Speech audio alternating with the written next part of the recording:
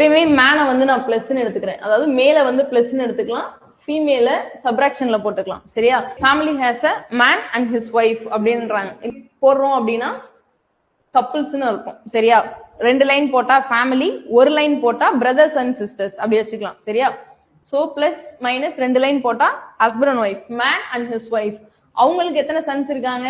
அவங்களுக்கு 2 சன் இருக்காங்க. ஆமாவா? சோ 2 சன் அப்படின்னா பிளஸ் போட போறோம். கரெக்டா? அவங்களுக்கு ஆளுக்கு ஒரு ஒய்ஃப் இருக்காங்களா? சோ ஆட்டோமேட்டிக்கா மைனஸ். அவங்களுக்கு எல்லா பசங்களுக்கும் எத்தனை பொண்ணு? 2 பொண்ணு. சோ சிங்கிள் லைன் போடுவோமா? சோ எத்தனை ஃபீமேல் இருக்காங்க?